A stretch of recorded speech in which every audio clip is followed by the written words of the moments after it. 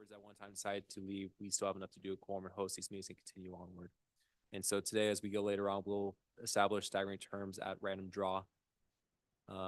Removal, members may be removed from the office at any time with or without cause by a majority vote of the city council. So again, the city council makes the vote from there. Term length shall be 3 years with the term. You are able to renew as well if it's at your choosing. We do this so that way we don't want to make you guys feel like you're forever enslaved to this committee. We want to make sure you guys have an opportunity to get out, but also as well keep that breath of fresh air if we decide something needs to be done. Vacancy shall be filled as outlined in Code 32.05 of the Riverbank Municipal Code. Scheduled vacancies shall be filled through a recruitment process conducted within 20 days after the vacancy occurs.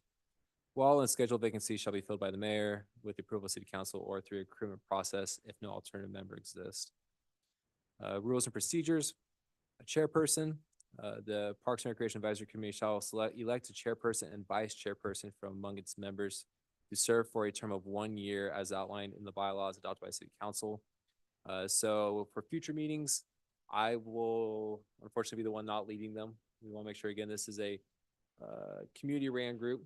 So one of the 5 community members will be president or the chairperson that will lead the meetings essentially. That is kind of the main role of this position.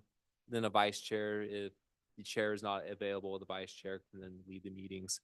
That is a 1 year thing. So once your 1 year is up, you're kind of back down to a normal committee member. That way we can get other members in the committee opportunities to kind of hold the reins here. A quorum shall consist of 3 members of the total membership. As we see here, we have 3 here.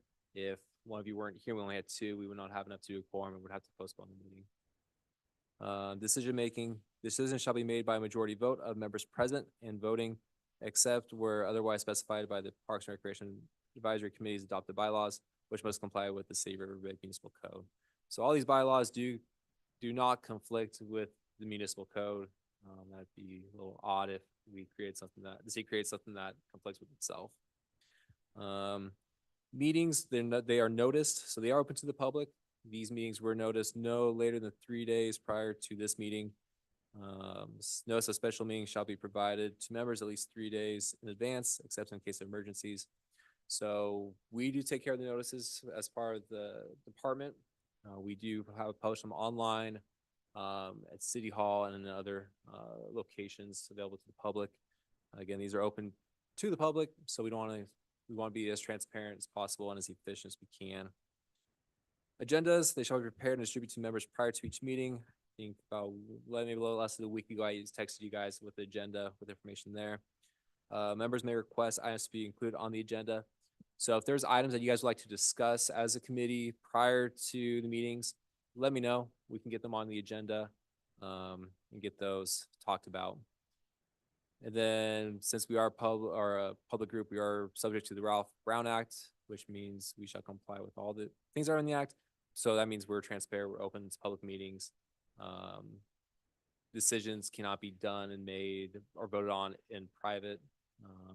And there'll be a training from there that I'm going to get from staff to kind of pass on along to you guys.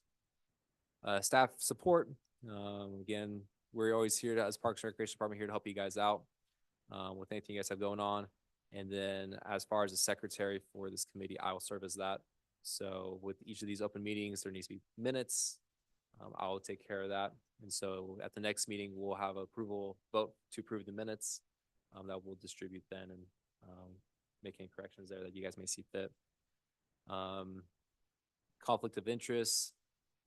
Members shall disclose any potential conflicts of interest relating to matters under consideration by the Parks and Recreation Advisory Committee in their recusal.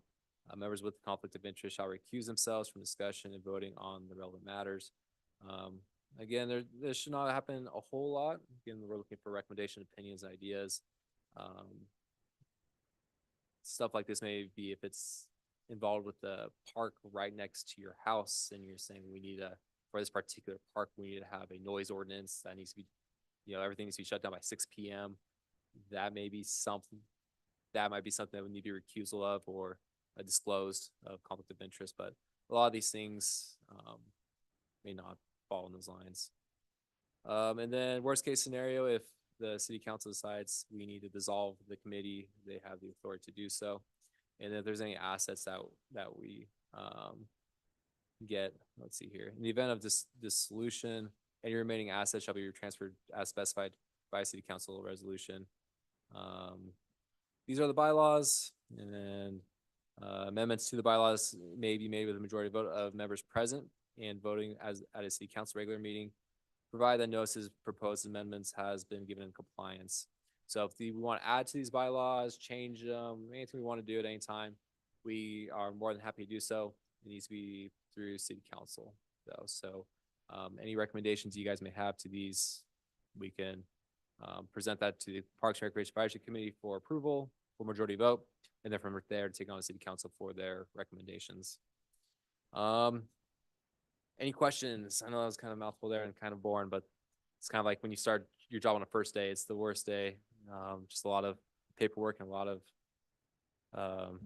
reading and going over stuff. But any questions, comments, concerns, jokes, rumors, anything? No? Okay.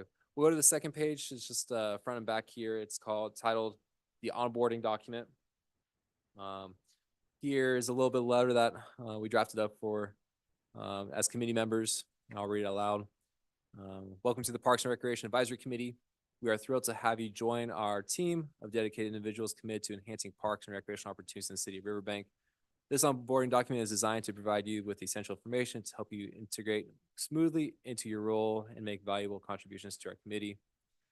The Parks and Recreation Advisory Committee is a vital advisory body responsible for providing guidance and recommendations to the city of Riverbank on matters related to parks and recreational facilities, programs, events, and activities within our community. As a PRAC member, you play a crucial role in shaping policies, initiatives, and decisions and directly impact the quality of life of our residents. So your key responsibilities: attend meetings. Meetings are typically held once a month. In our agenda, we will talk about setting a specific date each month where we can meet, whether it be every last Wednesday of the month or every, so-and-so day. We'll discuss that works best for the committee members. Your regular attendance and active participation in these meetings are essential to contributing effectively to the committee's discussion and decision-making process. We'll ask you to review materials. Prior to the meetings, you'll receive agendas, minutes, and any relevant documents. Please review these materials thoroughly to prepare for discussions and provide informed input. Usually in each meeting, I will provide a director's report. That is probably the bare minimum if there's nothing to talk about. And it's just updates on what's going on here. This director's report was done an hour ago. So that's why you guys haven't seen it yet. So that's my bad there. But for future meetings, you will see director's report in advance to review, as well as other reports that we're going to be talking about if there's any items that need to be discussed and voted on with staff recommendations and opinions there. Advise and recommend. Utilize your expertise, insights, and community perspectives to advise on park development, maintenance, programming, and other related matters. Your recommendations will help guide the city in making informed decisions and engage with the community. Act as a liaison between the PRAC and the community, gathering feedback, suggestions, concerns from residents regarding parks and recreation activities. Your own role involves advocating for the community's needs and interest. One thing I mentioned in probably multiple of in the interviews with you guys was residents don't typically come to the Parks and Recreation Department or call us or get a hold of us when they have questions. They usually go everywhere else they can find. And so we hope that if your neighbor comes to you or you see something on social media post, hopefully these meetings can get you informed enough to where you can answer and help do things that we aren't capable of seeing or doing ourselves. Committee structure, which we've talked about, is 5 members. They operate under established bylaws and guidelines emphasizing collaboration, transparency, and accountability in all endeavors. Resources and support. CD liaison, you'll have access to designated city staff to help answer questions, facilitate communication between the committee and city administration. Training and development, opportunities for training, workshops, educational sessions may be available to enhance your understanding of parks and recreation management, community engagement, and relevant policies. I'm not sure how they do it here in California, but in Utah, they have a Utah Recreation Parks Association, where they offered free trainings and kind of conferences for volunteers and committee members to learn more about parks and recreation. Again, these are all not required, so don't feel like you have to block out your work calendar to attend a conference in Southern California for these kinds of things. But we'll make sure to let you know the opportunities are available like that. Again, if you are interested, we think that providing more of a or more knowledge into kind of like why we do what we do can be beneficial in making decisions. And then documentation, all pertinent documents, including meeting agendas, minutes, and reference materials will be accessible to your reference and review. In the code of conduct, you're expected to adhere to the code of conduct that promotes professionalism, respect, and integrity. This includes maintaining confidentiality when necessary, treating fellow members and community members with courtesy and respect, and upholding the highest ethical standards in all interactions. So, like I think I mentioned prior to the meeting, Parks and Recreation is sometimes we don't get a lot of people to come in critique, but there might be items that come up for discussion that might be more people are interested in hearing and talking about and getting their opinions on, and some of those items may come with a little more conflict. People may be more passionate about, and so in those moments we do ask you guys to be professional, keep your cool. Since you were appointed, there is that expectation of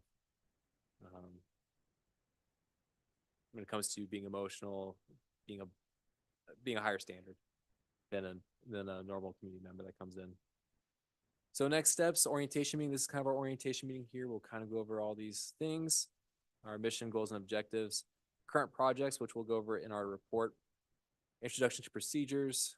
We kind of looked over procedures and protocols, guidelines that we look from you guys.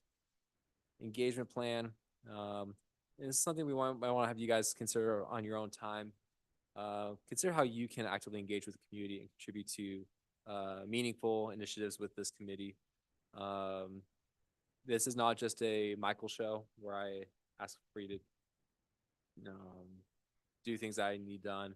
This is you guys running the show here. And so if you have ideas or thoughts on how we can improve as a committee or as a department or as a city, feel free to share your thoughts and your opinions. And if there's something that you're very passionate about,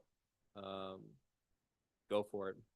We don't want to say like we need to get Michael's, Tony's, and all the department's blessing and the whole city council. I mean, there's a lot of things where if you have an idea, we're more than happy to work with you on it and kind of get things helping you roll in there. But yeah, welcome again to the advisory committee.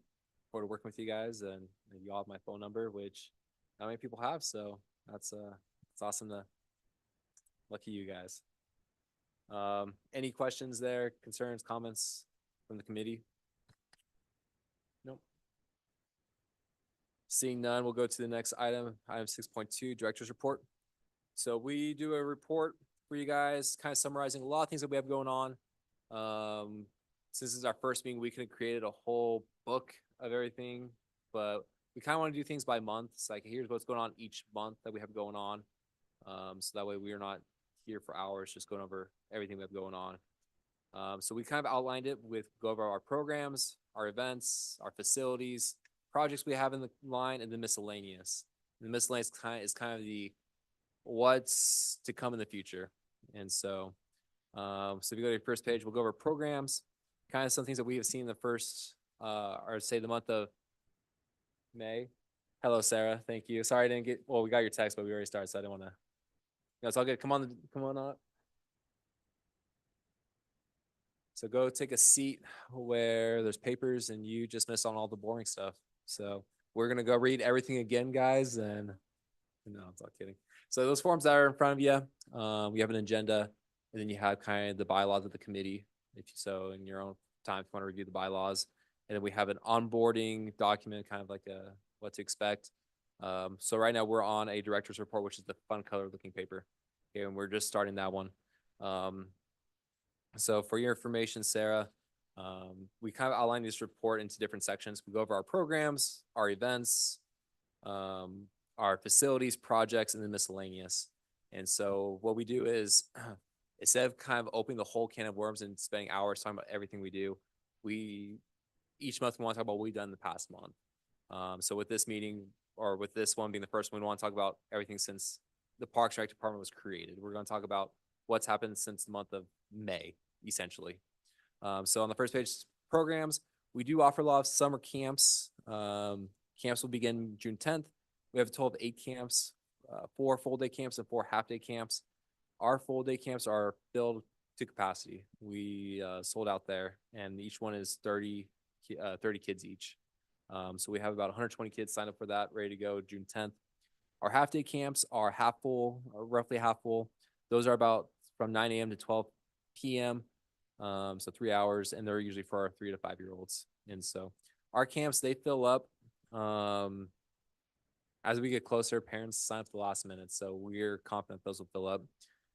We do have a list of our camps if you were interested what they are. So the full days, we're doing art camp, under the sea, so it's aquatics theme, an outdoor camp, and 4th of July part in the USA. And then half day for the little ones, we do a safari camp, a sports camp, science camp, and a Watch Me Grow, where we do kind of some fun activities there. With the aquatics, we do have swim lessons. They begin next Monday. We break down to 5 different sessions, each one being 2 weeks long. Our session 1 is nearly full. We have a parent meet class, tiny tot, beginner swim class, and advanced. All of them are full except for the advanced ones. So after 2 weeks, we go into session 2, which that one's filling up as well.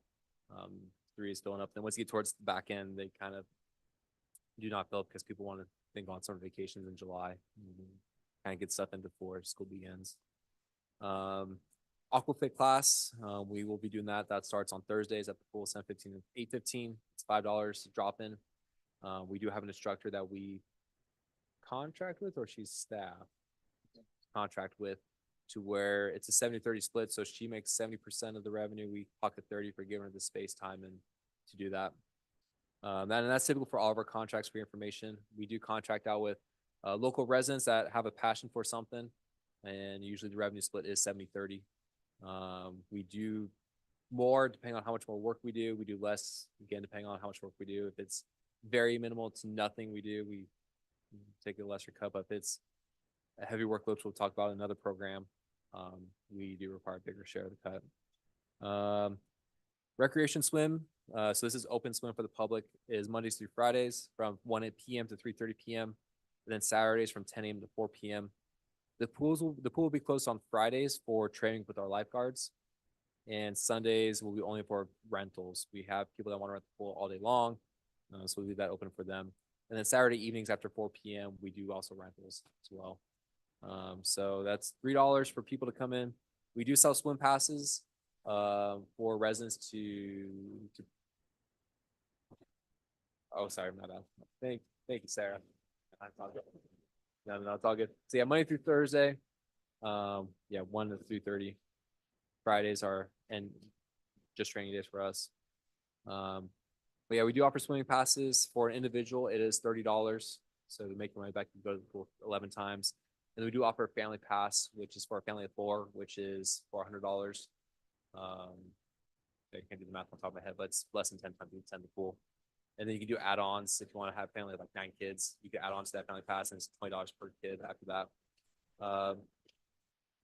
There's a lot of feedback there. Norm, is that me or? Okay. Anyway, we do have received questions about scholarships. We do in the past have offered scholarships, but right now we currently do not have funding for that. So right now we are not offering scholarships at this time. We usually get funding through donations from businesses, residents. One of the things that we're looking at doing is when people register for our programming, at the end, we'll ask if they want to contribute a $5 donation to the program or towards the scholarship program. And that way we can hopefully start generating that without going to the businesses every day asking for, the same businesses asking for money every day. So it usually goes towards low-income households to offset some of the program costs. So for example, we have a swim class that's $70. If you have a family of 4 kids and you are low income, that's tough to swallow. So it's usually scholarship funds go to offset a portion of that, subsidize some of it. that's pretty much the big one there is the low-income households. So yeah, for summer camps, we've done swim passes in the past. I'm not too keen on that. We want to go towards programming, essentially. Just get back to that experience there. So yeah, that's kind of what the idea of the scholarships go towards funding. So right now we don't have any funding. The city does have a budget for Parks and Recreation. We're not too keen on using taxpayer dollars to fund scholarships because that's not the intent of it. And so we're looking to make it church donation based. That's something that we can fix up more of the static in. Does someone have their mic on by chance?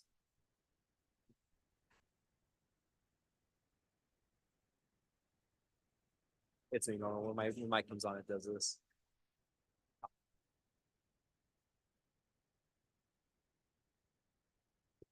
Perfect. For other programs, we do a Tot Time program, which is kind of like a daycare that's during the school year. That ends this Thursday. Graduation's tomorrow. We'll pick that back up in August.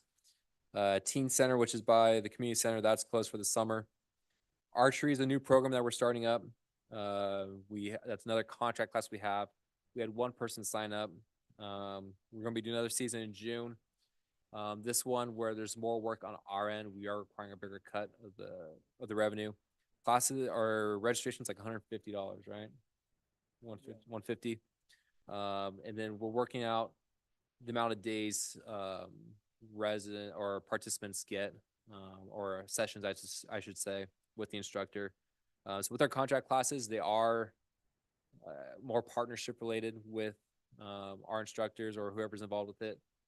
So that it is subject to change based on what that instructor wants to do or not. So when we have, like, for example, Zumba class, or no, Zumba's a bad idea, like Aquafit class is canceled, it's usually because the instructor is sick, something like that. And it's nothing it's pretty much out of our hands. So classes get canceled. It's not okay. Parks and Rec screwed this up. It's something is going on with the instructor in their life. So, mainly because school's out. So we keep it open during school session. So when kids after school goes out, they go to the teen center, they play and interact. Once school's out, we don't. Yeah, also, that's where all of our day camps take place, is at the teen center. Yeah. Yeah, for those that don't know, this is Tony Lemons. He's our recreation supervisor. So he's been here for 3 years now. So whatever I don't know, he knows everything. So even what I know, he knows more. So and then we are working on more contracts. That's our goal for this year and going in for future years is we want to get more community members involved. We know there's a lot of community members that are talented. And so we want them to be able to contract with us to where we can provide a space, resources, and they can do something, make money on something that they're passionate about. Tony might can speak more on this, but one of the things that we've been approached about is hip hop class or a hip hop dance class, something like that, and then a drum circle class. So may I'll turn over to Mike. You can talk about a little bit about what those entail. Sure, yeah. So we've had the hip hop class and the drum circle in the past. And there was a huge interest in the hip hop class. When we had it, it was completely full, like a wait list of probably 25 to 30 kids. So we're trying to bring that back. Same kind of instructor that we had before.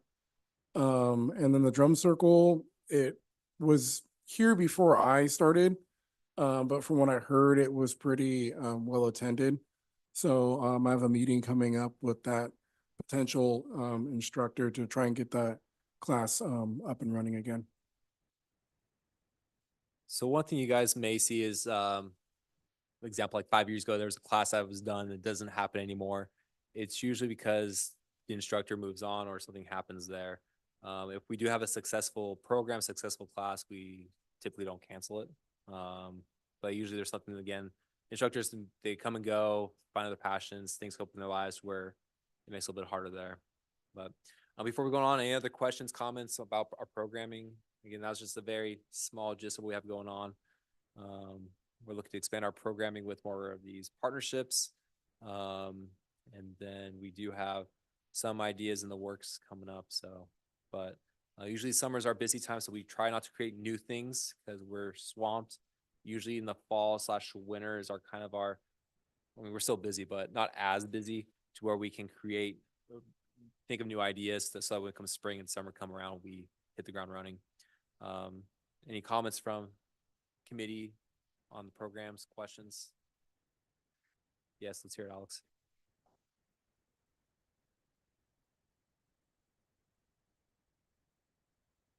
So I'll start with the second question.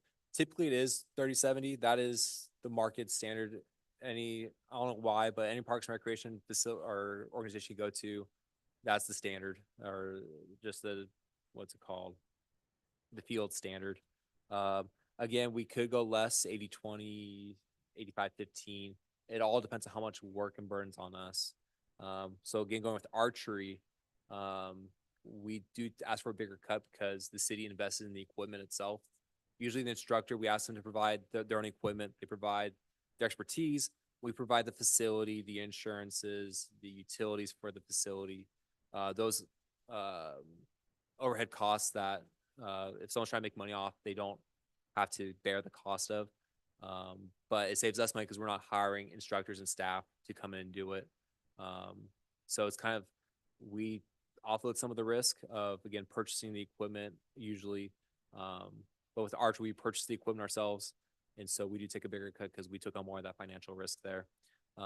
Also depends on staff time.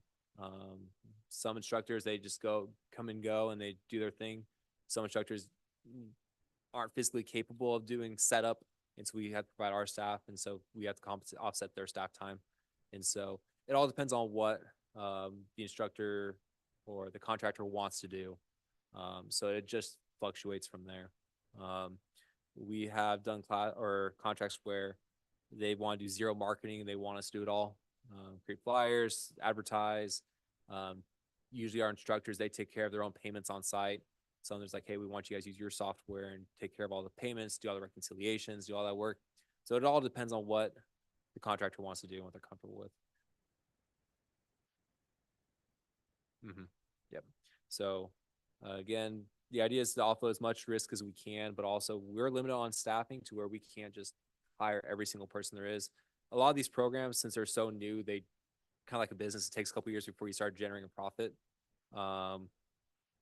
So with us, we don't want to start doing this and then after 3 or 4 years, maybe it was a bad idea and now we're out taxpayer dollars. So hopefully this offloads a lot of the risk for us, but we still generate some revenue to offset some of our costs, like I said, utilities to use the building, the lights, the water.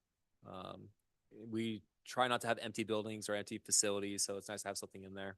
And if something can be in there and offset our cost, it's a slam dunk for us. We do have programs like Ballet Folklorico, which is a hit that generates quite a bit of revenue for us that we love to have. And so those are kind of programs we love, that it's high attendance, generates a lot of money for us, and it's a win-win for everyone. And then the second one, or the first question you had about how do we get our recruiting, on our miscellaneous side, we'll talk about that. Okay. But that's a good question though, Alex. Yeah. That I thought was going to start at 4 started at 6. I have to run real quick. Oh, no worries, Sarah. Back. Cool. I'll be back in a few minutes. Cool. Yeah, no worries, Sarah. It's all good. Is there a Zoom or something option to like watch the parts that I missed? Yes. So okay. Norma will have that. Live now or tomorrow? It's live now. I'll watch it right now. And... Cool. Perfect. Thank you, Sarah. All right. No worries. It's all good. This is the first one, so we'll get everything figured out by the next one. I even sent you the Outlook invite. It's all good. Appreciate it, Sarah. As far as events go, we have challenged staff to create one community event a month, and they've done a really good, successful job with that. So the month of May, we've done Food Truck Fridays out at the sports complex on Morel Road. This Friday is the last one for the event. We will bring it back in 2025. We have had some inquiries on extending it. We talked a little bit about with staff today, and we are leaning towards not extending it just to keep the novelty of it. Kind of see that like with farmers markets, as you get closer throughout the year, you have less attendance because everyone's already gone multiple times. And so we want to keep the novelty of you go through the month of May, and then, once we bring it back up again in April, we'll get that excitement going, like, okay, I can't miss it this year because I need, or take advantage of it because it's going to be gone after 4 or 5 days. And so, yeah, this Friday will be the last one. We've had about 18 to 20 at most food vendors. And I think this past Friday there was a lot of people there. It's been a hit so far. I think every Friday it just grows, and I think Sammy could hopefully attest to that because we see her out there every time. So, but yeah, it's been a successful event. The vendors that are part of it, they've enjoyed it. We've gotten people from Modesto and all over Stanislaus County to come in. The feedback we get is a lot cleaner Grubhub, or you feel safer going there, and so that's kind of feedback that we love hearing. So, I've seen great comments from the community about the events. Yeah, I've had nothing but really good feedback. I've really tried to engage with all of the vendors because I want them to feel comfortable and also get that feeling that they want to come back, especially to maybe hopefully apply for the wine and cheese. But a lot of the vendors have been really happy. They really like what we're doing. And it looks like as far as the public, they love it. They wanted to come back, but a lot of people are like kind of sad that it's only for the month. I'm hoping that it comes back sooner than hopefully next year. But it's definitely been a success. one of the things I did not list on the report, we are working with a downtown business that wants to host a market downtown, kind of years past, and so we're kind of hoping that we're partnering with them on this to where we can let some of our food vendors know, so they can be part of that as well. So it kind of gives that little bit of us a break on hosting the event on Fridays, but also still keep that novelty if we have some of them go to this event in July. So we'll talk about that once we get through the end of the event list. Before I go on, any other comments on Food Truck Fridays? No? Okay. Starting in June, we'll start doing our movies in the park. Again, our goal is to do one event a month, but with summertime, with our programs, camps, we're the busiest. And so we're going to do kind of an easy event with movies in the park. It's easy for us to set up, take down, host, and facilitate. In years past, all of them or the majority of them have been held at Jacob Myers Park. We're going to hit the road and kind of visit, host movies at different parks throughout the town, just to bring it closer to different communities, but also highlight some of our parks here in town. So June 22nd, our first one will be at Silva Park. We're featuring the movie Soul in connection with the Juneteenth theme there. On July 13th, we'll be at Jacob Myers Park. We're showing The Guardian. And then on July 27th, we're going to go to Castleberg Park and show Matilda. And then there have been talks of potentially a fourth one, correct, or no? Yeah, in the month of October, that will coincide with the haunted hayride. Okay. And that would probably be most likely Jacob Myers at this time. Cool. Okay. So those are easy ones for us to kind of still host community events while we're super swamped and busy. Cheese and Wine Festival, the event will be held on October 12th, 2024. For those that aren't aware, the Parks and Recreation Department is in charge of the event this year. In years past, the city would contract it out to event planners. And I guess it's fair to say the city council hasn't been pleased with the product that's been coming out with it.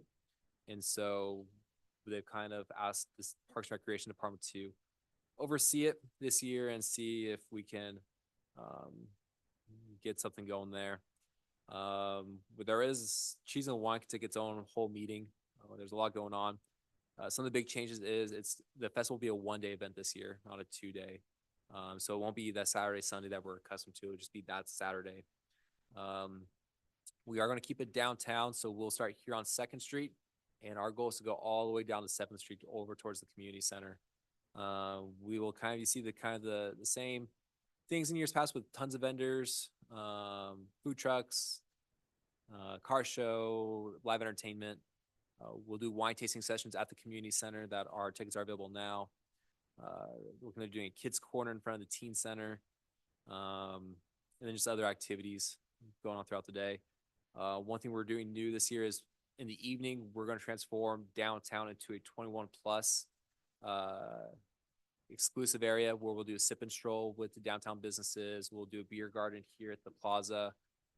We're looking at doing different activities throughout the event that could generate revenue, like wine and art, again, live entertainment here downtown for that 21 plus age group. So yeah, during the day it'll be family friendly. In the evening will be more kind of age appropriate. Any questions on cheese and wine? I know this one's a very popular one amongst the community, so there might be questions coming from social media or your neighbors about it. So anything that you guys have heard that we can maybe clear up or answer before I send you off. All good. Going to September, so kind of went from August all the way to October, going back to September. We're gonna do National Grandparents Day breakfast. So we're gonna do, grandparents bring their grandchildren out to the community center, do a breakfast there. Then we're gonna start hitting our more traditional events in October. We'll do the haunted hayride. That'll be again a Friday, Saturday matter. Dia de los Muertos will be on in November. Here on 3rd Street here downtown, and then our Christmas parade will be at the end of December. Then once that's all done, we'll start back up again with events in January, February, March. So if you guys have event ideas that you see in other communities that you think would be fun to do, or you just wake up in the middle of the night like, man, I had the best dream of this is gonna be a fantastic event, let me know. Text me. Tony will probably attest to this. I hate saying no. We'll find ways to make things work. So if you have an event idea that's like out in left field, let's figure it out and how to make it reality if possible. But as mentioned before, we do have a downtown business that wants to host a kind of a downtown market. In years past, this has been done by other downtown businesses. Last year, the Parks and Recreation Department, we kind of took it on. But there was just a lot of, again, summer's our busy time. We took that on kind of last second. So we were just, I should say, I wasn't even here. Staff was overwhelmed or had a lot going on their plate, to where that's kind of why we transitioned to Food Truck Friday. Was it'd be prior to summer, due to new location. So that was kind of in place of the market. But we did have a business downtown that's like, hey, we want to bring this back. We want to do this. And so what we said is, hey, we love to partner together in a way of, we're not doing the day operation. We're not out there talking to vendors. We're not out there hustling. We're here to give you our expertise, help you with maybe the more permitting side to do the road closure. That's more on the city things to worry about. If they take care of the day of operations. And so that's looks like it's moving forward. With that being said, they are charging money for vendors. We kind of view this partnership as a little bit unique of, we don't really care about the revenue as much on this one because it's a win-win for us. We're providing an event to the community, and it's not costing us money to do so. One thing we did ask is that we have our name on the market, so it is the Riverbank Market, and have our logo on it, so we kind of get credit for doing our help with, giving the space, doing the road closure, giving our time and expertise to help give our input on what goes on there and make sure it's a high quality event from our perspective. And that's the trade-off there, is that they can make the money. So we'll tally this up as one of our events of the month because we are dedicating time towards it. So again, if you have neighbors or businesses that want to do events, we're more than happy to negotiate and figure things out to make sure it's a win-win situation. But any questions on events in general? That one will be starting in July after Independence Day. And they're looking at do it every Tuesday in the evening here on Santa Fe. So any questions? Comments? Nope. And this is easy. Here's make my life very good, easy here. As far as facilities go, community pool, that will open this Saturday. Again, refer to the programs page of this report for more information on classes, programs. We do have a pool screen that goes around the perimeter of the pool that was installed. We also had an Eagle Scout with the Boy Scouts. They updated the landscaping in front of the pool, updated the irrigation there for their project. So if you drive by and you see a lot of dirt and a lot of things dug up, that's why. So hopefully here soon we'll get some plants planted, shrubs put in. It'll look really nice out there.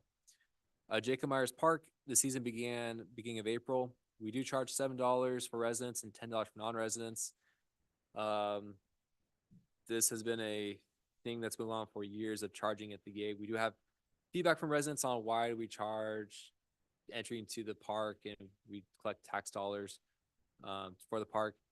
The park, I can't say 100%, but 90% of it's funded through these funds, through these fees. So people's tax dollars, the majority of it is not going towards this park. This past weekend, Memorial Day weekend, we took about 200, just Memorial Day, we had about over 230 vehicle or 250 vehicles in the park. 225 of them are not from Riverbank. So 90% of those that attend the park, and we see this consistently on the weekends, are not Riverbank residents. And so our stance is your tax dollars, we want your tax dollars to be funding other people's fun. So the money that's generated from Jacob Myers Park, the majority of it is from non-residents that are funding the upkeep, the maintenance, new improvements to the park that are made. So if you guys, we do get this comment sometimes, and so if you do see it, why are they charging Jacob Myers? It's ridiculous. It's the majority of those that attend the park are not residents. And so it does help offset the tax burden on the residents for that park. So that's nice there. We did Is that something that we can openly share with residents? Oh, yeah. Okay. Yep. So this is open meeting. So that could be shared with residents on Facebook, or you could say, hey, look at the Zoom meeting and Okay. or talk with Michael. A lot of things, I'm saying a lot of things. Everything we share in this meeting is open to the public. Okay. So nothing is disclosed or hidden away. So anything that's shared here, feel free to share it to the world if you want to. So I have a small question. Yes. For the charges, does that include for people going to the dog park? no. So how we will be. Reason I ask is I saw a comment and I didn't see anything else, so that's why I was curious. Yeah. Because So sorry, Alex. someone was saying, oh, are they charging for the dog park as well? And I kind of just left it as is. Sorry. Yeah, so the fee schedule that's been set up in years past is this year. Since this is my first year with the park, we're not trying to shake everything up. So how they've done it is they charge on Friday, Saturday, Sunday, and holidays. So this past weekend was Friday, Saturday, Sunday, and Monday because of Memorial Day. 4th of July is on Thursday, so they'll charge that Thursday. Or is it Wednesday or Thursday? One of those days they'll charge there. And they charge $7 for residents, $10 to come in. If you are in a vehicle with a handicap placard, it's free parking. And if you are there to walk the trail or go to the dog park, it is also free, but you get a 1-hour pass that you put on your dash. And so if you've been parked, say you're going there for free and you park and you're there to enjoy the beach, and we have security go through and they see that that pass 3 hours expired, they'll write you a citation there. So one of the things that we'll be looking at doing is starting in 2025, January 2025, I like to personally update our fee schedules every year. I prefer increasing our fees little by little each year than doing one massive increase every 5 years. We usually see more positive, we see less negative feedback if we do it little by little each year, and mainly to keep up with inflation.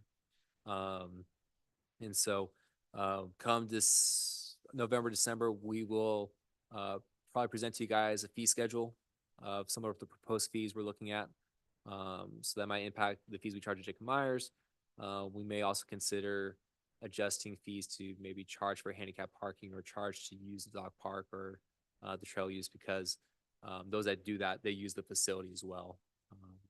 So those are fees that we'll continue talking about, and again, provide that recommendation to you, because once for all our fees, we go to City Council for their final approval. And so it does help when we go to them, say, hey, we do have Parks and Recreation Advisory Committee support on this. They voted on this. it kind of gives a little more backing there than the director and council's trying to appease the public.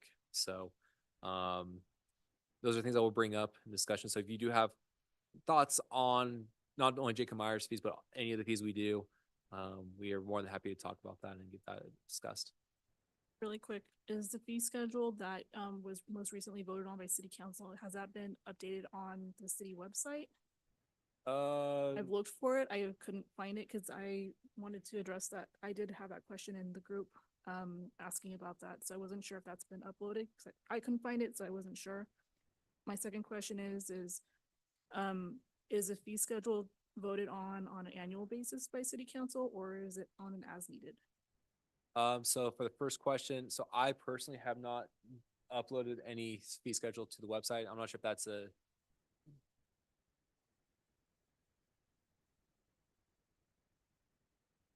Okay.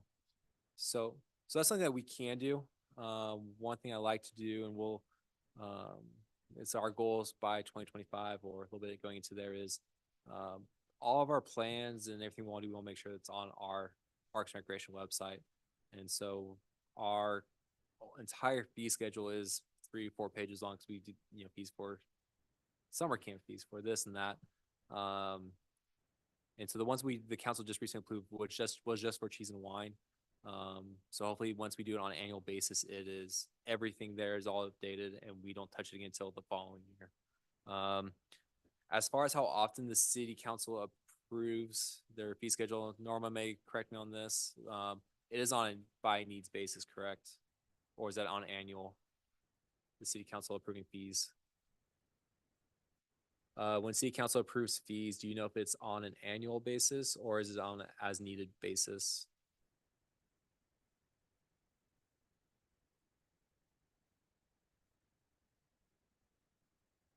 Mm-hmm. Yep.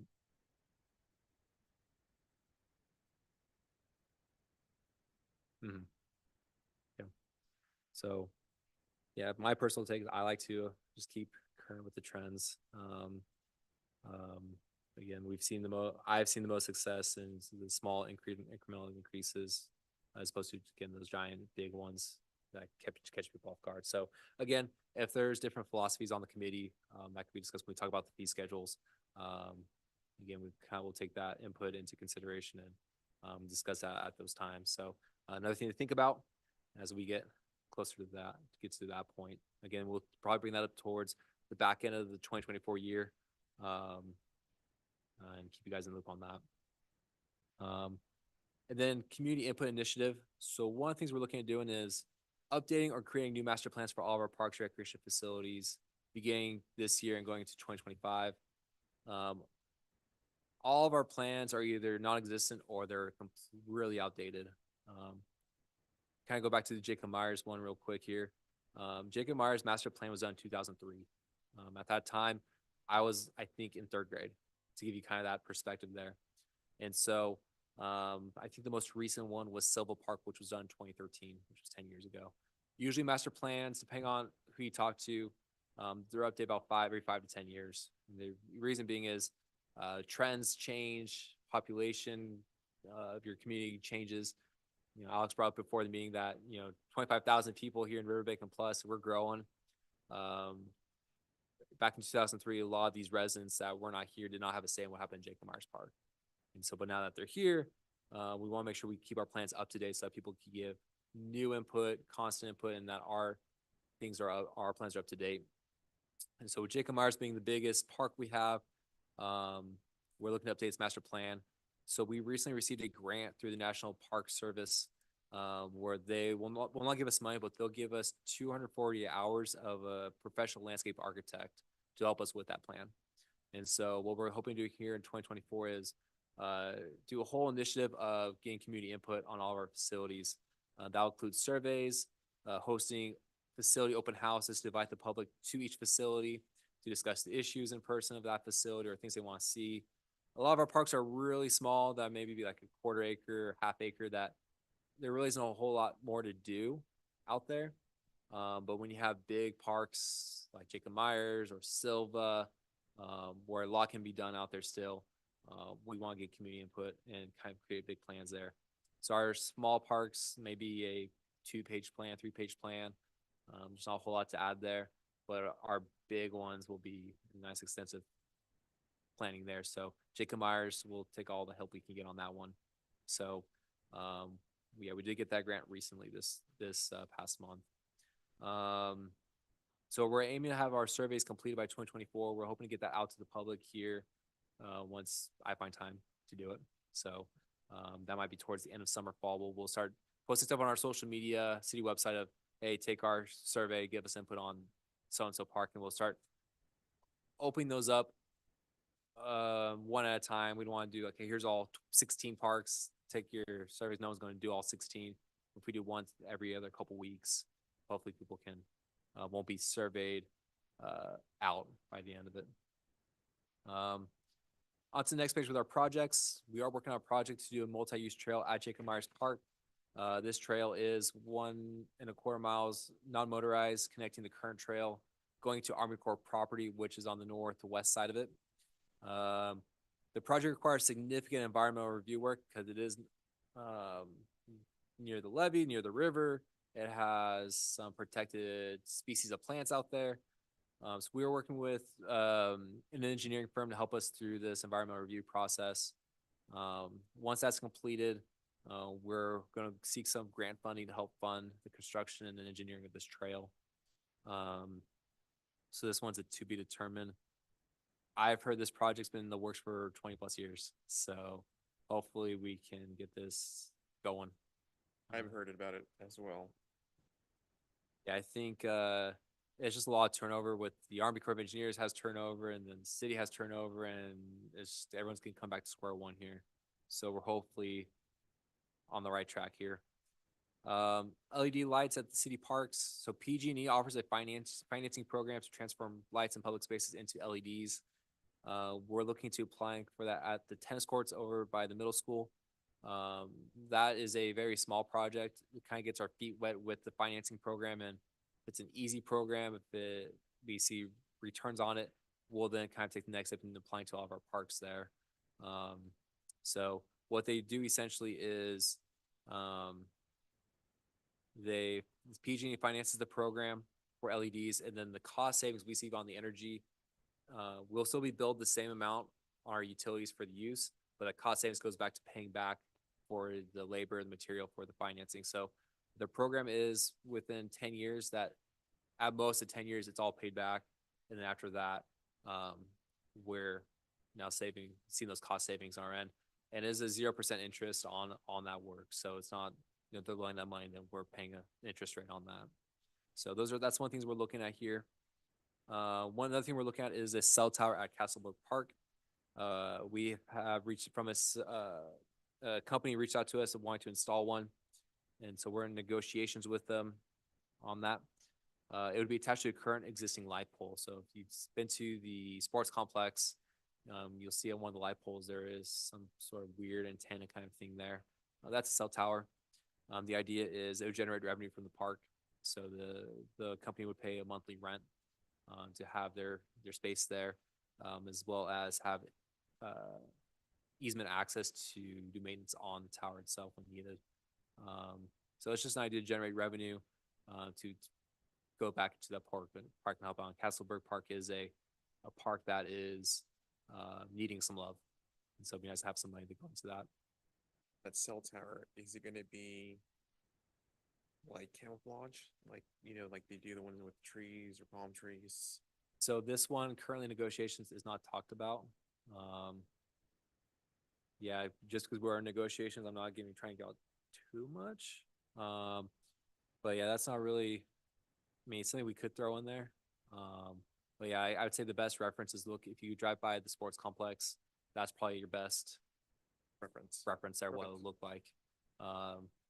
So yeah, so again, that's something that will be approved by council if we get to that point. And again, we're just in talks and negotiations. This has been going on since before my time too. So so it's nothing immediate that's coming up right now on the plate.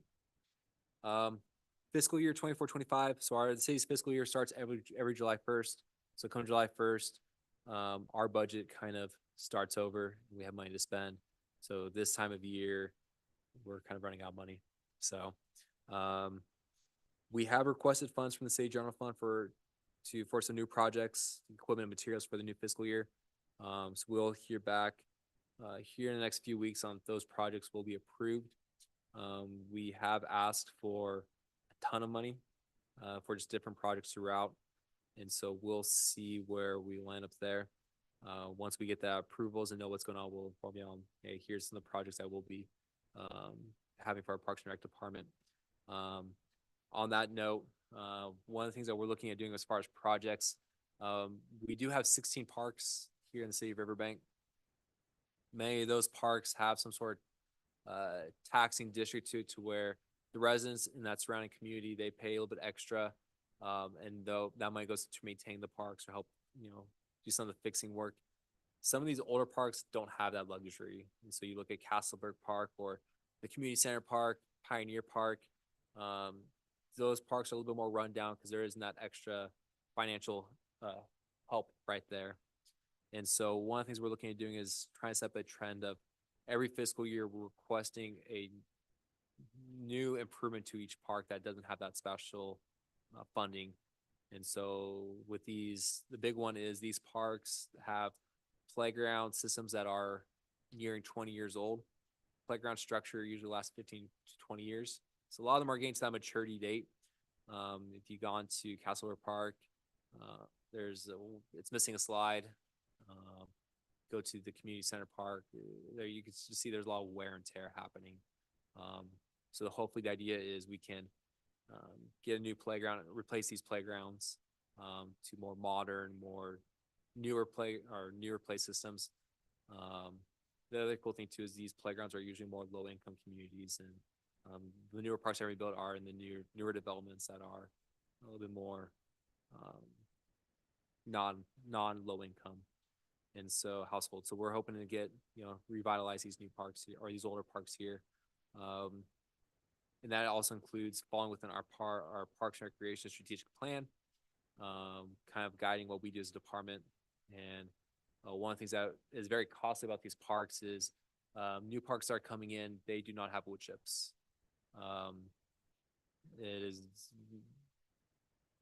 Technically by definition, they are inclusive and accessible, but they're very hard to maneuver around. And so our standards have it to where new playground systems need to have turf or what's called pour-in-place rubber surfacing, which is a nice squishy rubber that it's all glued together, and so you could roll across, and it's very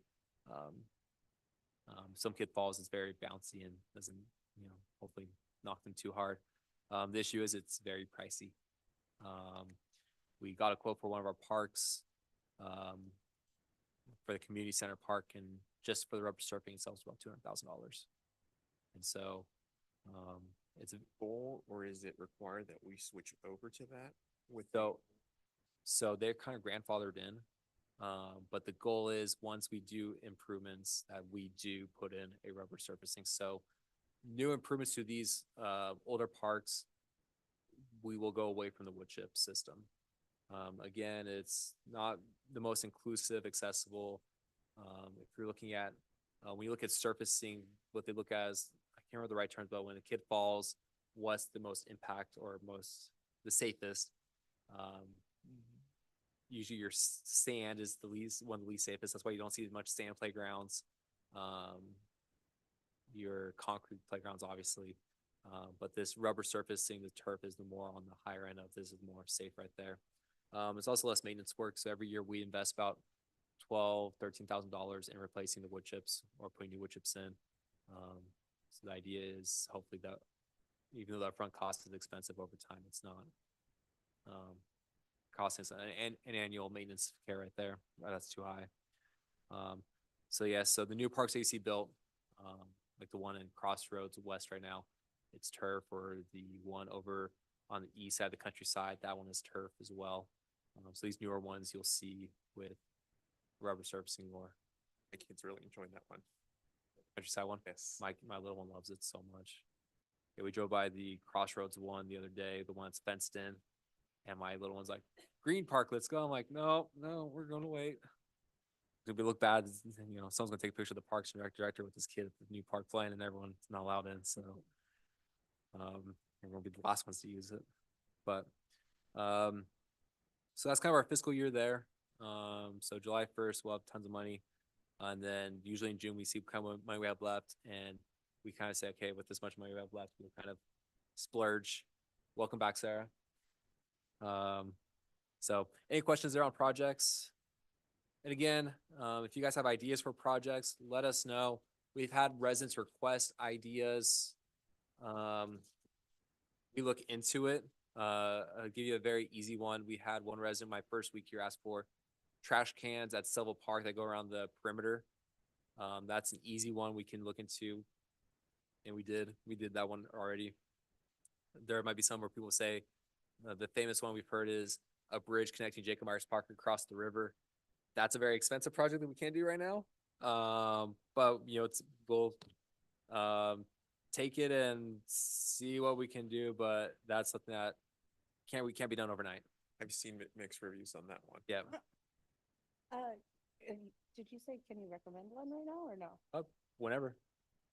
What about like a dog park, turning one of the like parks that like maybe is less utilized right now into like a dog friendly component with like some lower fencing and things like that? Yeah, so we can definitely do that. The city has one at Jacob Myers Park, but you had to go out of your way to get there. We have heard from a couple pet owners that have gone to that one and requested a little bit more. We have looked into it, so kind of give you a little bit more backup to when you weren't here, Sarah. No, I'm sorry, I'm just teasing you. One of our initiatives we want to do this year, 2024 going to 2025, is create a master plan or a plan for each of our facilities. Either all of our facilities either don't have a plan or it's outdated. If you kind of reference Jacob Myers Park, the last time it was updated was 2003. The most recent master plan we have in place is Seville Park, and that was 2013. So what goes into that, what starts off is getting community input. So hopefully this year we're going to get surveys out to the community to do online, in person, where they want to do it, and then host open houses at each park to allow neighbors to come in and kind of meet with us one-on-one and talk about those kinds of things. So with that input, we kind of gather our expertise from our perception as staff, kind of mix and blend it together and produce a plan of what it's going to look like, how it's going to get funded, how we're going to do this, what's the maintenance of it. And so if there's requests for more pet facilities, kind of like dog park, those are things that can be requested in our surveys, in our plans, and that we can incorporate. So those are things that we're hoping to start doing here in 2024. Yeah.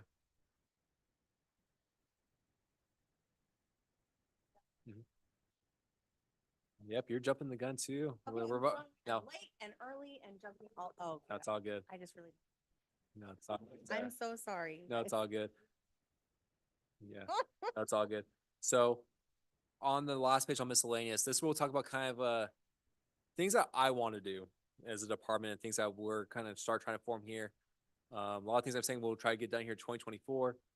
Again, we're swamped and busy, so that's me being the most optimistic I can be. So we might see some things leaked in 2025. The first one we talked about in all of our interviews is a department policies and procedures manual. We currently don't have one in place. We're looking to get one in place so that it has items that are not addressed in city ordinances or policies. So there are things that are very specific to what we do as Parks and Recreation that city code doesn't address. Examples include waiving of fees, naming of parks. What are our fees? How do we go about refunds?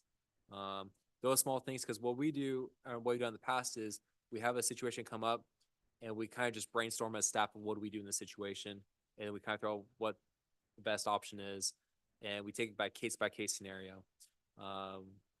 Although being case by case adds a little bit more quality to that person that's receiving it, it does may present being unfair to others that may not get a benefit of the doubt. And so we want to make sure we're black and white. We're say, hey, here's our policies. We're kind of tied to this.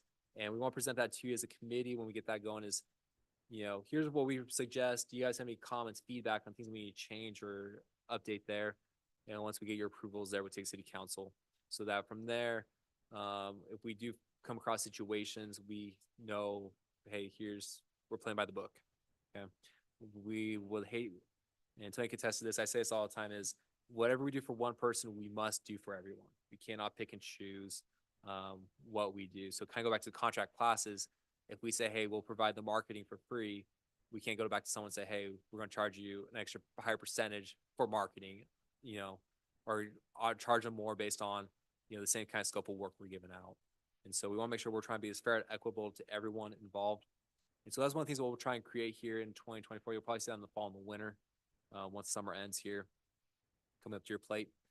We're also looking at updating our forums and online presence in a way of, the department currently operates in a hybrid way of when people want to reserve a facility or sign up for a program, it's either done in person or online, but you can't do everything online and you can't do everything in person. So if you want to rent a facility, you have to come in person, or if you want to sign up for classes, you have to go online. We're going to try to streamline all that to where you are able to do everything online. And then if you need help, we're available to help you out over the phone or in person. How do you currently process that stuff right now? Like for online registrations? Yeah, so we have a software called RecDesk, to where we put up our classes, swim classes that people can go see, sign up, pick the times, dates, see the cost, sign the waivers, do all that thing in person or online at home from their home. That's for our programs. If you want to rent a facility, I would say the big chunk of our facilities, you have to come in person. The issue is our office time is from 7:30 to 5:30 Monday through Thursday, which is during your working schedule. So if you want to reserve a facility, you have to come during your lunchtime or leave work to come and reserve the facility. We want to change that to where, again, if you work late or have weird work schedules or not able to come in, when you're at home, you can do it from your home. You guys have to use RecDesk because it's like a government approved thing? We use it as a software because there's a lot of softwares that are targeted for Parks and Recreation. So we're open to any other software. This one is, again, designated for Parks and Recreation. So it's great for classes, facilities, memberships, all these different things. Is there a reason you can't incorporate the facilities onto that one? It's just, I think maybe someone correct me, it's just how things have been done in years past. It's always been done in person. And so, again, with the summer being busy, we don't have enough time to dedicate towards it.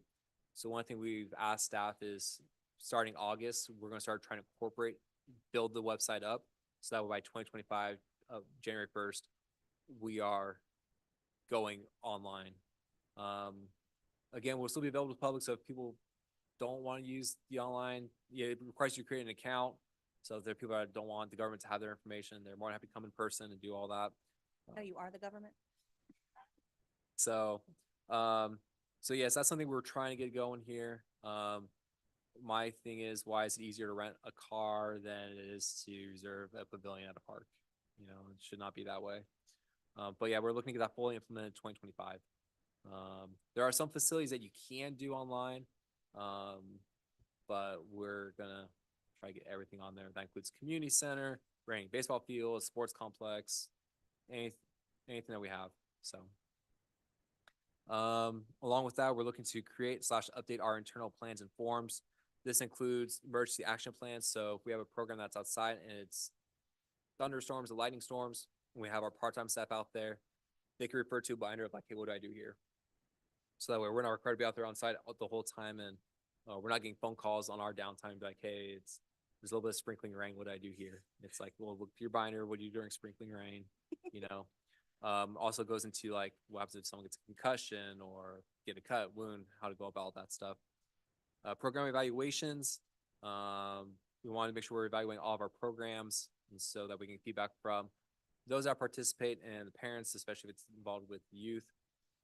Program outlines. So the idea is if our staff gets hit by a bus tomorrow and we get new staff here, they can look at what's going on with the program and know what's going on instead of trying to wing it. So we want to create binders with outlines of like how the program is ran, why we do it, what you need. So that way if new staff come in or volunteers, they can just reference that. community program form. So this kind of goes back to Alex's question a while back on how the community can get involved if they want to do a contract class. We want to provide an application form to where if someone has an idea that they want to teach a class or do a new program and they want to be an instructor, help out with it, they can fill out a form, give us information so that we can reach out and kind of get that relationship going. Currently right now is people just, if they have an idea, they reach out to us if they know the right channels, and we're there to help them out. But we're hoping to get that more streamlined and more well advertised, and kind of put that out there to where, hey, if you have an idea, here's a form. You don't have to call us or send us an email. Just fill it out and we'll reach out to you from there.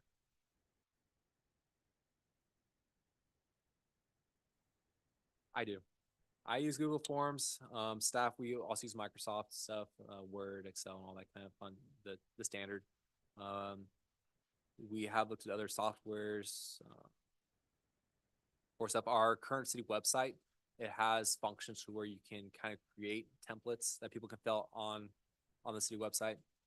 But yeah, we're looking at, like when we do our surveys and looking at doing these things, we're looking at doing the Google version, or there are some softwares if we want to get fancy, like Qualtrics, that is dedicated towards gathering data like that. So it's nice, user-friendly gathering data. So that's kind of how we'll do a Google form, is answer these questions online. We'll get a notification that you completed it. We'll have your contact info, a little bit of description of what you're looking at doing. And then we'll kind of reach out and say, hey, let's figure out what we can do there. Give you kind of example, the city I was at before, we opened this to the public and we had tons of inquiries, some that were not within our mission, did not line up, but we had some that we thought were great. Like we had someone say they want to teach sourdough bread making class. And we contracted with them and they sold out their class, the first class. And we did the revenue split there. We gave them a kitchen, a class to do it, and the class was just booming.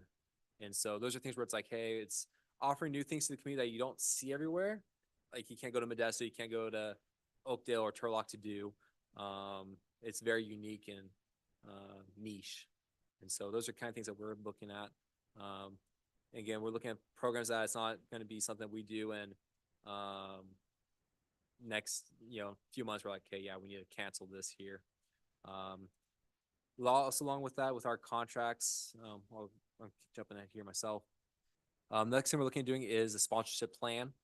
So one thing we want to do is for our events, we go ask for sponsorships and we give like our spiel of give us $500 and you get this in return. We want to do something for not just that. So we're not going to businesses every month of like, hey, here's a new event, give us money. Our goal is probably to go to them once a year, say, hey, here's everything we have going as Parks and Rec department. Do you just want to sponsor everything we do? And so General fund. Yep. So just one big general. So you're sponsoring all of our events, all of our programs, everything we do. So we're bugging you just once a year. And I'm sure it's not just us coming to you asking for money. It's every organization, every nonprofit's coming, the kids' baseball teams come asking for money. So hopefully we can just come once and say, hey, give us X amount of dollars and we can do stuff like that. But yeah, we can tie that into facilities, new programs, new things. So if we want to say, hey, if you guys build a dog park, I'll chip in X amount of dollars. We can definitely look into something like that. In the community I just came from, we had a business that told us, hey, if you build a skate park, I'll donate lights. And we held them to that. So we got a skate park built and we said, hey, we're going to get the lights built. So they install lighting for us. And so it's kind of that partnership there where it adds a higher quality to the facility. So those are things that we're definitely looking into and interested in. There's enough like people and like business owners within our community that just like haven't really been tapped or like asked. Like I loved seeing the letter come through as a business owner in the mail a couple weeks ago for the wine and cheese. And I was like, yes, the beginning of a new day, because we got to see the information, but also that there was an opportunity to get involved early and just like, yes. And so I think that would be a really good thing, like a small business, like game day or something where we invite all the business, and not even small business, because I mean we have Costco here now, we have Hot Works, we have lots of chain restaurants that could easily donate hundreds or thousands of dollars. I think that and they just haven't been asked. No, that's the goal. We do have repeated sponsors that we've gone to over and over again. It's like listed 10. But again, you can't go back to the cow so many times or go back to the well so many times. Burbank. Exactly.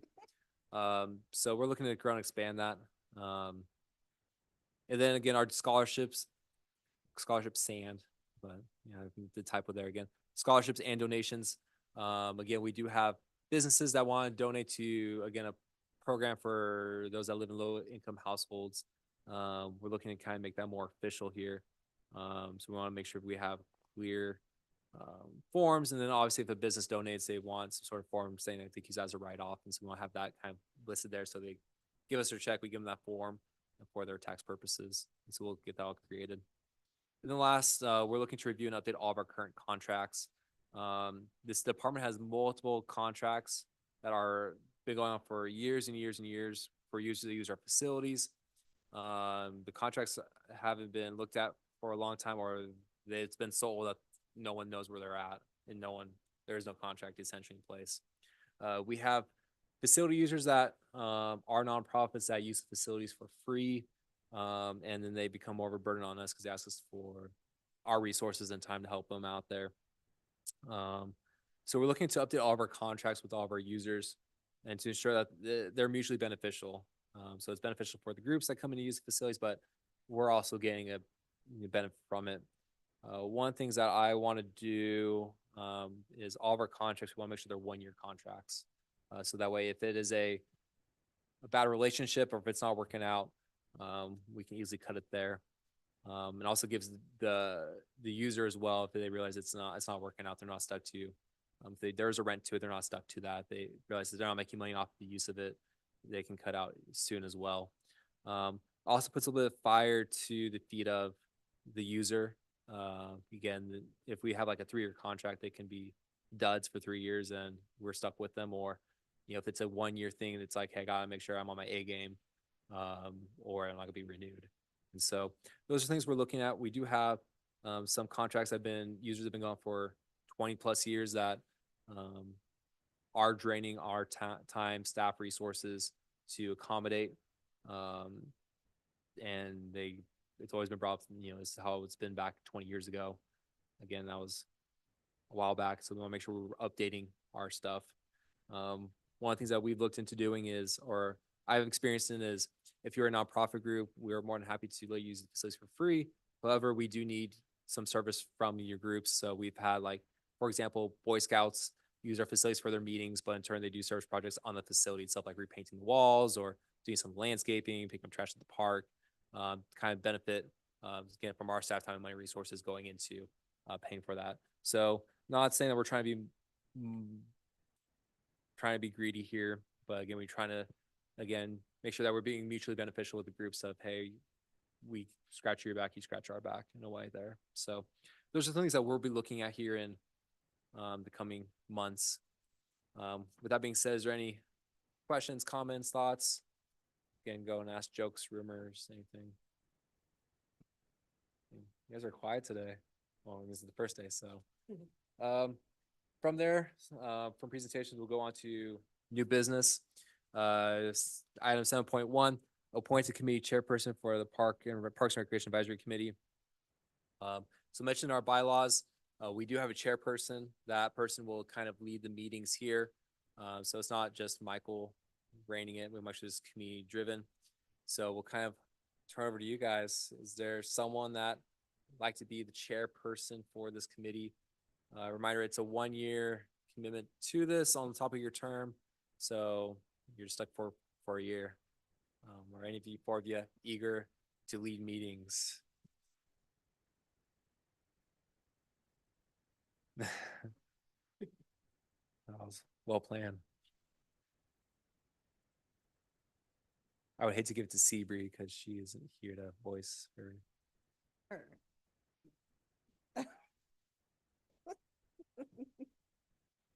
Okay. With that being said, if you guys are okay with that, may I get a motion from someone from the committee? I motion. Read the bolded statement right there on 7.1. I motion to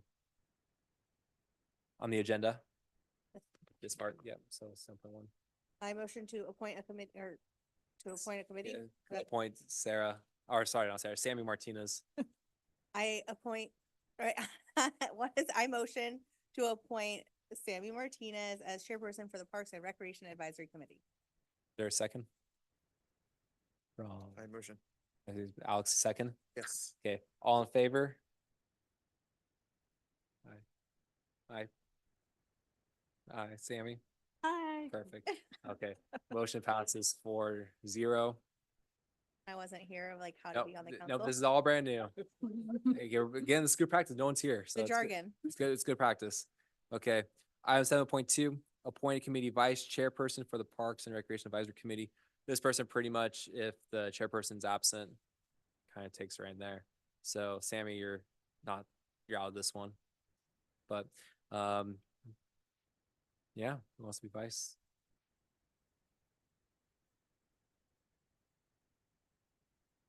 Alex, okay. Can I get a motion for Alex Rodriguez to be the vice chairperson for the Parks and Recreation Advisory Committee? I motion to appoint Alex Rodriguez as the committee chairperson for the Parks and Recreation Advisory Committee. Get a second? Okay, Sammy seconds. All in favor? Aye. Very quiet eye over there, Alex. Yeah, eh. Perfect. Okay. Item 7.3, assign committee members with staggering terms. So as I mentioned before, in our discussions, maybe Sarah wasn't here. The term for a committee member is 3 years. The idea is though, after your 3 years, if all of you decide not to renew and bail out, we're not starting all over from scratch. So what we want to do is do staggering terms. So that way each year, 1 or 2 of you have the opportunity to renew or bow out. So that way, if both of you decide to leave the committee, we still have 3, which could be a quorum. And so what we're gonna do is randomly draw. So I have 5 sticky notes in the cup. It is staggered where we have 2 3-year term, 2 3s, 2 2 years, and 1 1 year. So we have one sticky note with the number 1 on it, 1 with the number, or 2 with number 2, 2 with number 3. So with whatever one you pull, that is the amount of years you have until your term comes to an end, and you can either renew it to do another 3 years, or you can decide to opt out then. So once I get these bottom 2 out.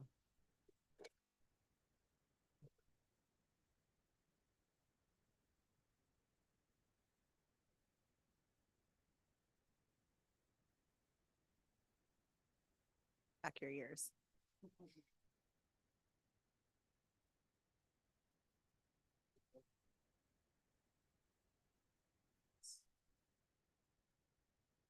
Whatever you don't think, Sarah will get to see.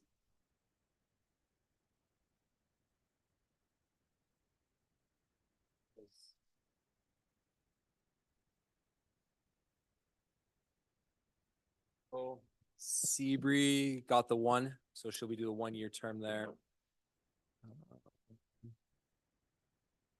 Who has 2s? Sarah and Karina have 2, and then Alex and Sammy have the vice chair, the chair people. Look at that. Okay, so come is it April or May, or before then, we'll talk about you guys saying, hey, your terms are coming up. What would you like to do? Would you like to stay on for another 3 years, or is it time to, you know, what's going on with your life? Are you busy? Do you want to do this? And that'd be a good opportunity for you to kind of fulfill your term if you want to step away there and fulfill your service that you locked yourself into. So, so can I get a motion to approve these assigning of committee member staggering terms as stated? I motion to assign these members with staggering terms. Second, I second that. all in favor? Aye. Perfect. That is all in favor. That's 4-0. Vote. Okay. And then item 7.4, select a recurring day and time for Parks and Recreation Advisory Committee meetings for each month. So as mentioned, we want to do this monthly. We want to set a date and time that we can come back here. Usually could be like the second no, not the second Tuesday, but like the first Tuesday of every month at 6 PM. So that way when we let the public know, it's not just like random dates. We could say, hey, we could have something you want to talk about. Just come to the meeting. It's every first so-and-so day of the month at this time. And that way it's just easy to let the public know and they can just, keep an eye out for the agendas when we start releasing them.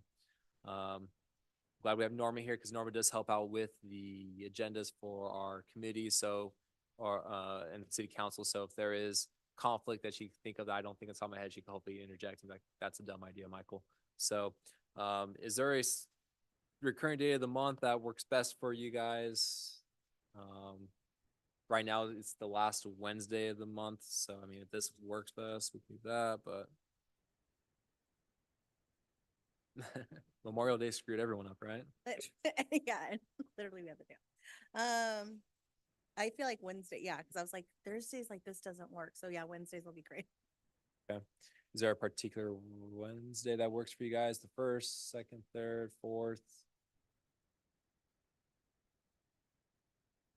I'm pretty open to whatever Wednesday. Is the time gonna be 6 or 7? Whatever you guys elect.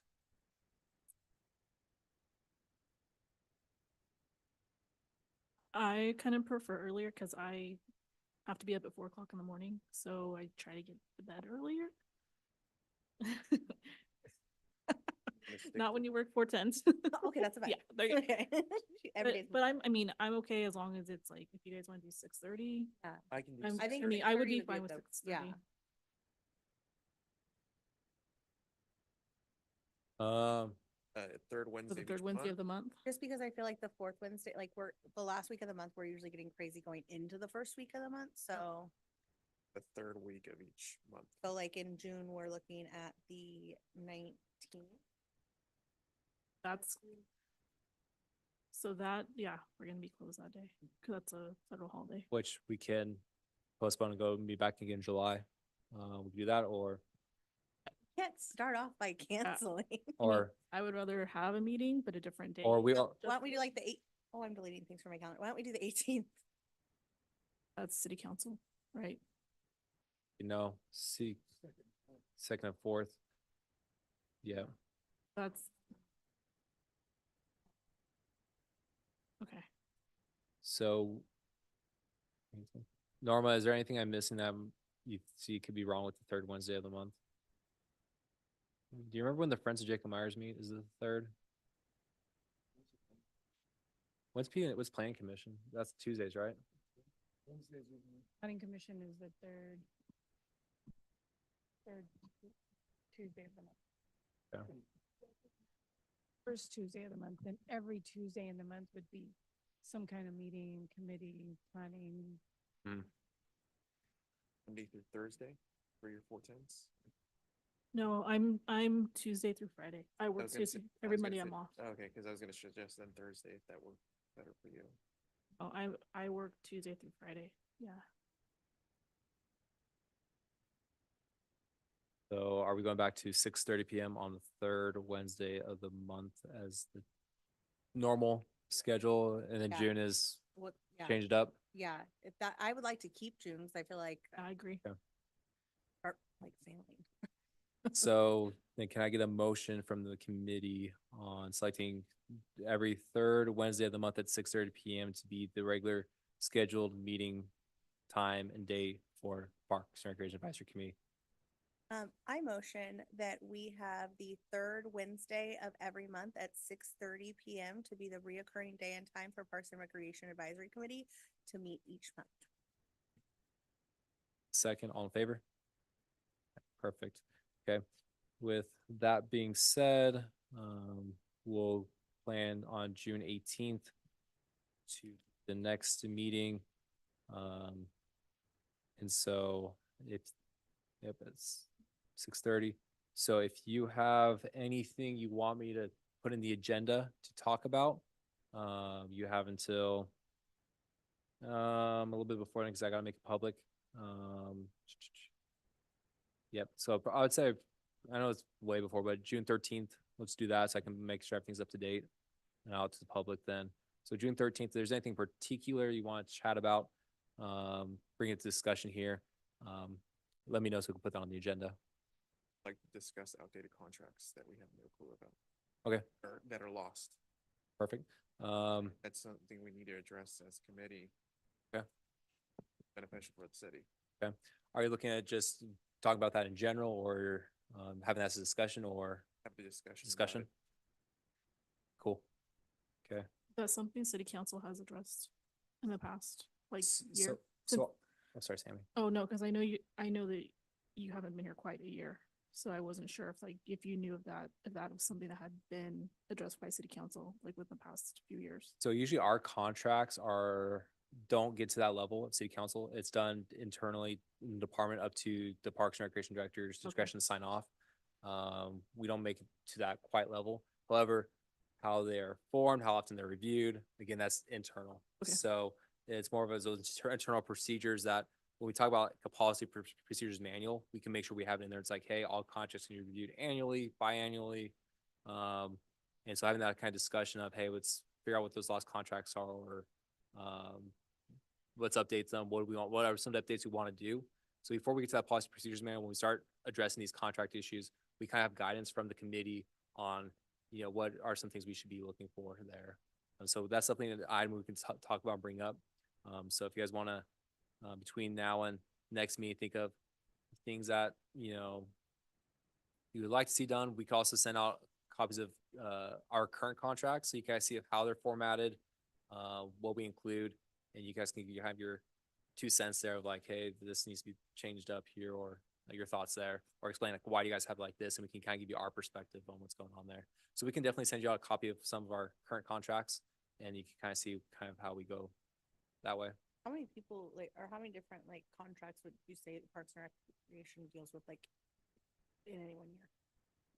Turn that to Tony. Yeah, so you're kind of like asking just like in general. Yeah, So we have all of our facility contracts. And then we have all of our like independent contractors that do like our classes. So if I had to, off the top of my head, maybe around 25-ish. so not something like there. 300. No. And when we're talking loss, we're like, okay, we just need to renegotiate some terms. Correct. And kind of like what Michael was saying, just kind of setting up a standard pretty much across the board for everything. Okay, I guess while we're on this topic here, is there anything else you guys want to throw on the next month's agenda? I really would like for us to kind of get a touch on cheese and wine, or wine and cheese. The reason being is because I know this is like a make or break event. Mhm. And I really would like for us to be really on board and involved, and really be able to help, Parks and Rec with it to make sure that it's successful so that it can continue. Is there anything specific you would like to have addressed in that meeting? Because we did a presentation a month or two ago at City Council. We could definitely bring that presentation back in and inform the. Just if anything had been, because I did watch it, but if there's anything that's been changed or updated, I did get a suggestion from someone from the community. So I'm just kind of wondering if that's something that you guys already are talking about, or what's been discussed since that presentation. There was a suggestion to do like I guess, Little Miss Riverbank or Mr. Riverbank, like type of. Vibe. A commitment, but Yes, yeah. So, and I mean, with that being said, I know that there's a lot of activities you guys already have planned that day, and if that's something that can even be fit into the schedule. Yeah, we So- can definitely do that. However, kind of set this preface, we're a staff of 3 or 4 that are running around. Right. So one thing we've done is, if we have community members that are passionate about something, we're more than happy to bring them to the fold and they can oversee that aspect of it. Give you an example, we have a nonprofit group that reached out and said, hey, we want to do this aspect of the event. It's kind of like Mexican bingo. They want to do that. I'm like, perfect. We'll advertise. We'll throw that on our thing. We'll tell you people what time, where to be, how much. We're not going to touch that. We're going to trust you and your group to run that part of it. So when it just adds that more quality event that we don't have to make sure we're dedicating time to do. Okay. And so if somebody wants to do a Little Miss Riverbank or Mr. Riverbank, what we like to see, and if you mentioned this, our community members, we don't want people that just throw out ideas and just sit on the sidelines. We want people to throw ideas in, willing to step up and act. And so if there's someone that wants to know the idea, it's like, hey, I have experience in these pageants or know how to do this. And it's like, okay, well, let's work together. How much can you help us? Can you recruit volunteers to kind of oversee this aspect, and we can kind of incorporate that into our advertising, website, and all that kind of stuff. So those are Yeah, this was more of like, with the thought of having it, but also gaining sponsorship to be able to do that. So yeah, if that's something that we can, that's like what's going on with the wine and cheese. perfect. Yeah. I know that like Manteca Watermelon Festival is happening this weekend. It's like a 2-day, 300+ vendor event. Is anyone like attending that at all, or? Currently, our staff is not. We have had sent staff out to more wine events like the Lodi Wine Festival. Yeah. We sent staff out to that. We've had staff go to like Odell Wine Taste or Sip and Strolls. And so we have staff going out to these more folks on wine and cheese. Internally, we have staff that have experience with event planning. The city I came from, we had a event that brought in 25,000 people in a 2-day event. So we're more than happy to go to these events, and we actually have a staff member named Jeanette who actually attends all these events and recruits vendors. There we go. She's gone out with the hard copies of the applications and That's dropped what- them off with her business cards. That's what I was thinking, because I feel like the watermelon, like the Manteca Chamber has done an extremely good job over the years, and they have a youth like program there too. And I feel like they're kind of like a growing city as well. So I think that that's like a nice copy and paste kind of a vibe, because again, it's in their downtown area, like it's very similar. And I think so yes to that, and like going out and reaching out to like all of is there any print things that like say if someone was going out there could drop off to different booths? We could definitely do. So if any of you guys are planning on heading out there, we can definitely get something for you. Okay. Cool. Are you looking for just vendor information? Like, hey, if you want to be a vendor, reach Yeah. out here. Yeah, like hey, like vendor information, or like a 1-pager of like, hey, this is what the booth fee is this year. Cool. Come do that. You know what I mean? Yeah, and I do a lot of, I'm a vendor to a lot of these events, and so the only thing with being a vendor is sometimes a lot of times in like your contract, it says you cannot be passing out any type of marketing or pamphlets to other events. Yeah. So, I mean, if you're a vendor, but if you're just, Attending. attending,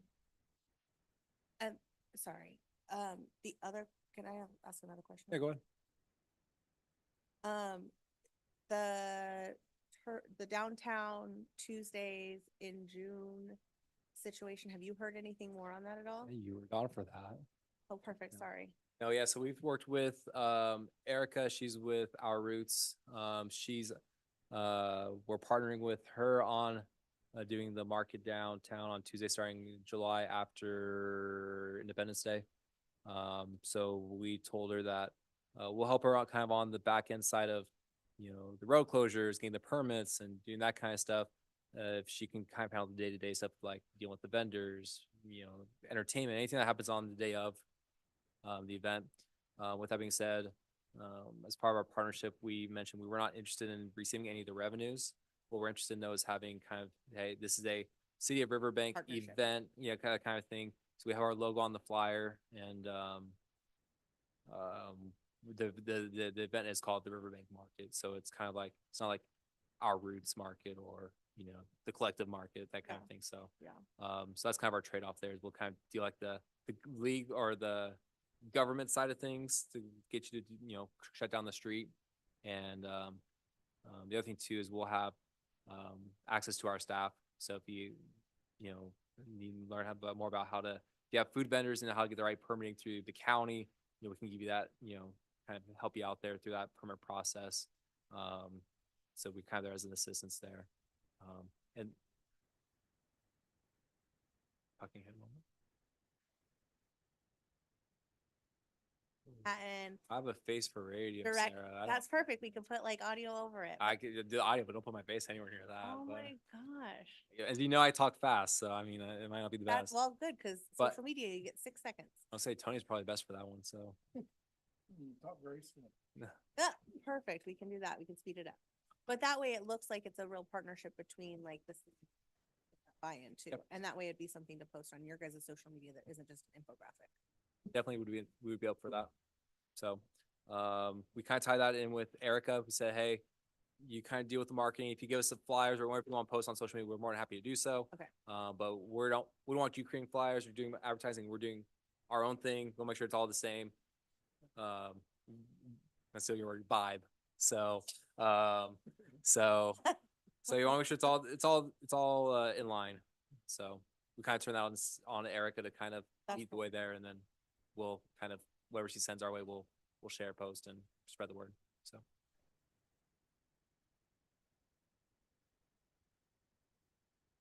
We have 3. So there's actually one more. Oh, Because Freddie the Fish, I guess, is an honorable mention.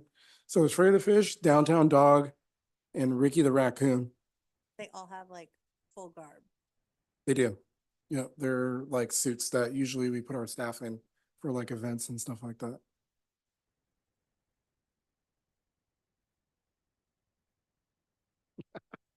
Also like 100% cruising the streets at Wine and Cheese.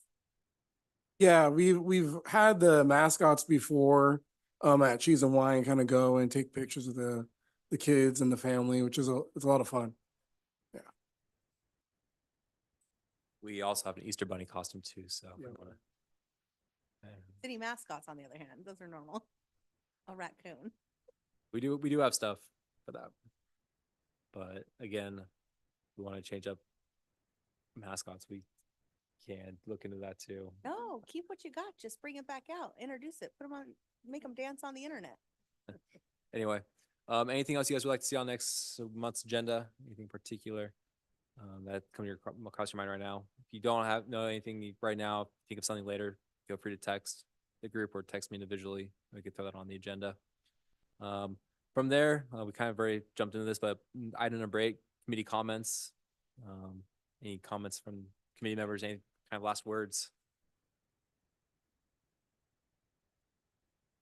No.